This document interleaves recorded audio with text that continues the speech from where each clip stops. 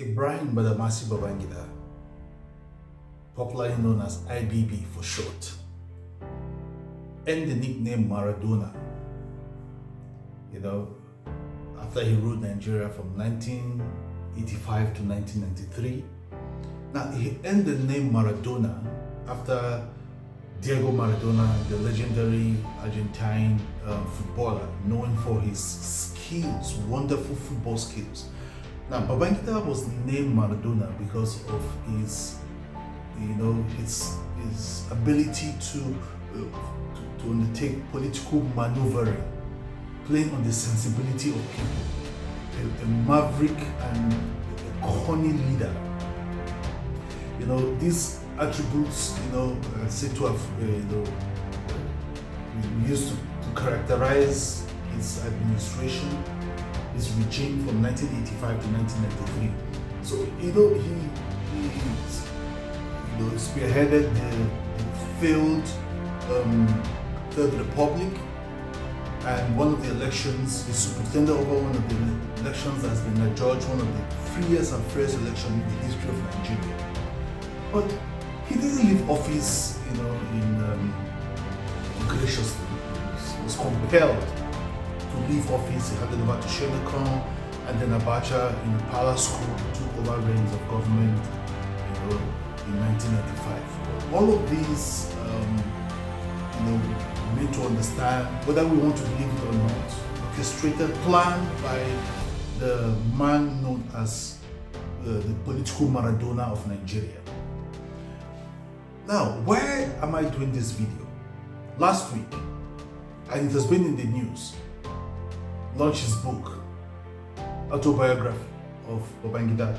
Why now? After so many years. Now he's weak, he's old, but why now? Why now? Because I always ask the question, why now? Why all these years? And come to even think of it, that he even, tried to give answers to some pertinent issues that have happened while he was in power, and some things that happened after he left office, and he didn't really do justice to these issues. For me, I was expecting to get more information or more issues relating to the death of Dele Giwa, Mama Vatsa, the Gulf, windfall, and all of that. But all of these were just sketchy issues. And the gathering, for me, the gathering in Mina of eminent Nigerians is just to showcase and just to tell you that the country is run by people who do not have the masses in mind. And I want to ask a lot of questions about that book and about some of the issues that were raised. Because especially the one that has to do with Abacha. Abacha is no longer alive to defend himself or to talk about, give his own account of what happened, within that period. And he's trying to hit the blame on Abacha and the annulment of the June 12th election, the incarceration of Moshood or Mko Abiola, the annulment of the elections, the truncation of democracy, and the wasting of taxpayers' money to the tune of almost 40 billion, to build campaign houses or the political party houses for the NLC and the SDP, and all that happened at the time, the waste of tax. Who will take responsibility for that?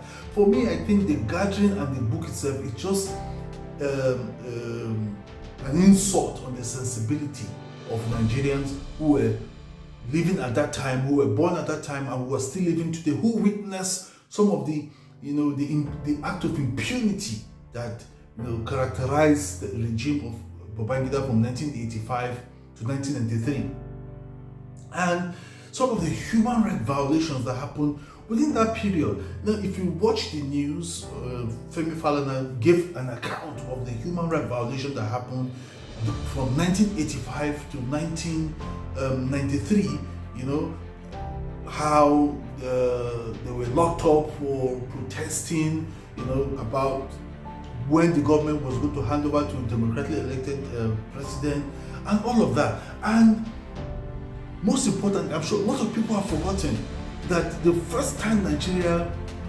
experienced a structural adjustment program of the IMF that left Nigerians even poorer, or that left Nigeria so poor that what we are seeing today is a reminiscence of what happened in 1986 when Babangida, to legitimize his government, decided to pull the line of IMF and World Bank, introduced the structural adjustment program, and people went from poor to poorer.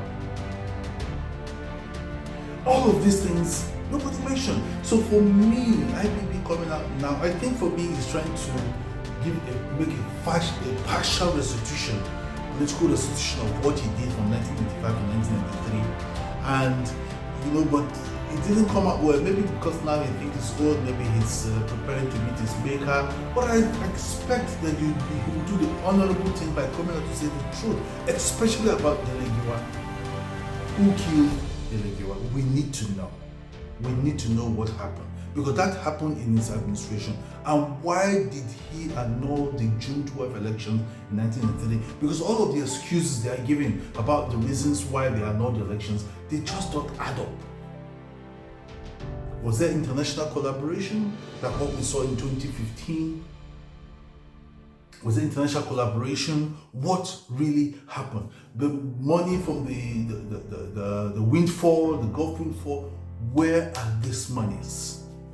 There's so many questions that the book. So it's just making a caricature of Nigerians. That's what I think about that book. There's nothing meaningful. I've not read the book but some of the tidbits gotten from the book, it just shows that these people are not interested in ordinary masses. What he was nicknamed the Maradona for his political maneuvering. Now he's doing the same, because who is who in Nigeria were there, and some of what we see today in terms of some of the capitalists we have in Nigeria today were born from that administration.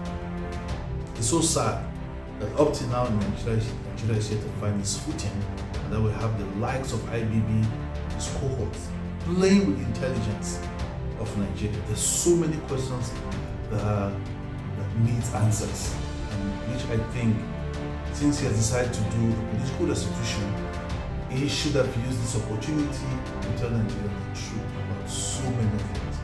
We demand lots of answers, and it's just happy that actually the Abacha children, they responded negatively about the outcome of that vote, but we still need answers to so many things. Please don't forget to subscribe to my YouTube channel for those of you on Instagram, Facebook, and TikTok, and my channel on WhatsApp, and the number showing on the screen. I remain Joel.